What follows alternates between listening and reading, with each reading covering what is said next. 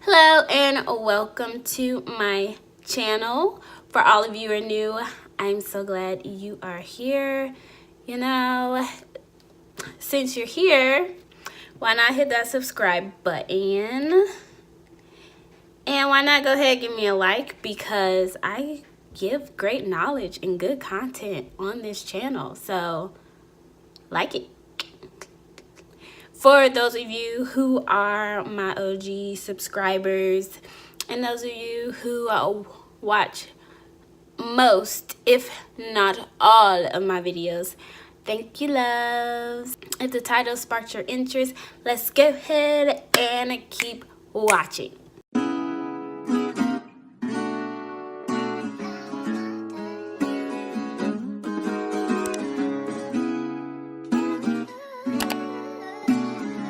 So what I am about to show you is not my information, okay?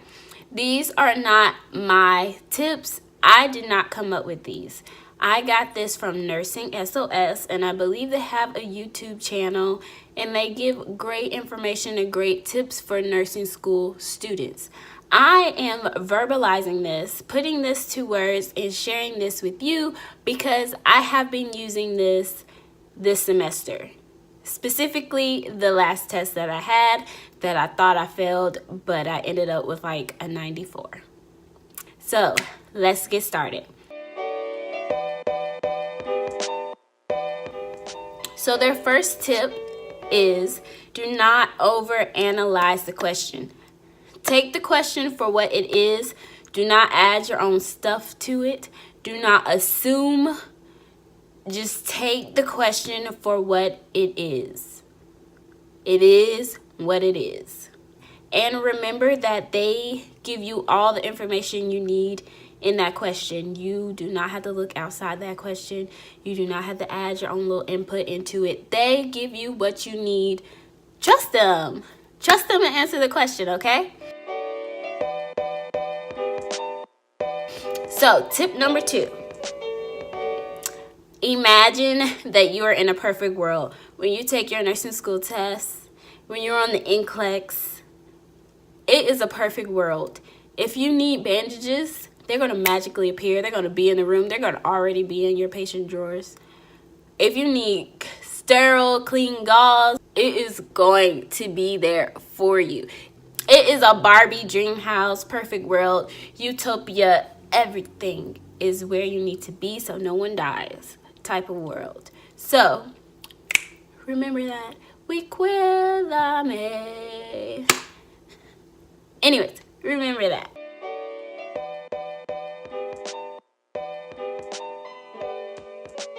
Three, eliminate global answers. So anything that says never, always, none, must, all, entire, lose entirely. Anything like that, no. You never want to do a blanketing global world because the NCLEX wants to test your knowledge. They want to test how much you know specifically, so they're not going to do global things. Step number 4. They say to look for the answer that contains pieces of the other answers.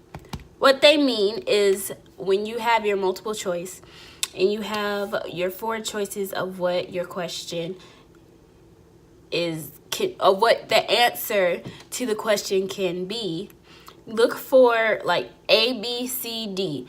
If C says a little something that A says and B says, and it's kind of like together, look for those because typically it will have the whole answer.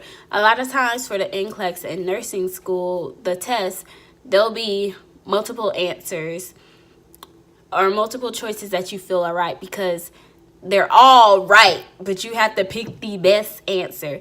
And a lot of times the best answer has elements, like all the elements put together.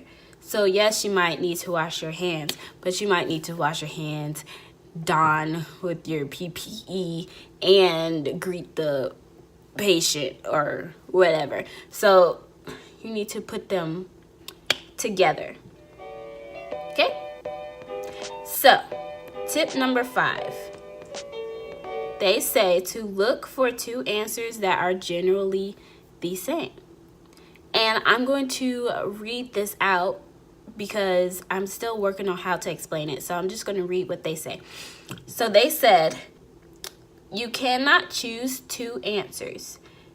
That's testing strategy 101. So if you can't choose 2 answers and there are 2 answers that you can't distinguish between, bid them adieu and move along. Both are likely wrong. There's only one correct answer. There's a lot that have answers, but there's one correct answer. So if 2 are like so similar,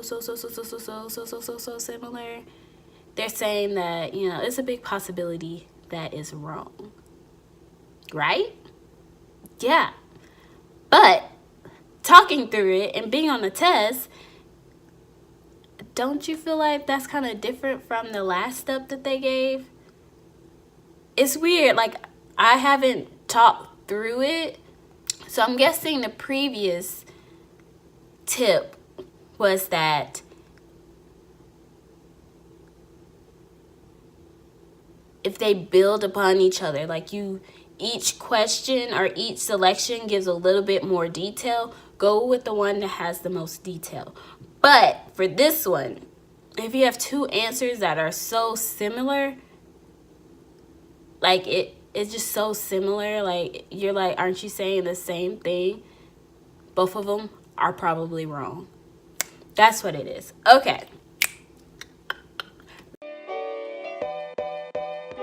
Let's move on to step number 6. It says, treat the answers as a true or false question. When you answer those famous select all that apply, this is big. Select all that apply questions. You're going to get a lot of that. They say to go through each answer individually as if you were answering it as a true or false question. Read the answers and decide if that answer is true or false. Then select it or discard it based on the question. Sometimes with the select all, they'll make it where it's true for a certain situation, but not the situation that you are looking at. So you have to look at the question. And their last and final tip is to prioritize. I still have issues with this, so I'm going to read what they say. And they said a lot, so bear with me, okay? I'm going to read this to you. So they say, prioritization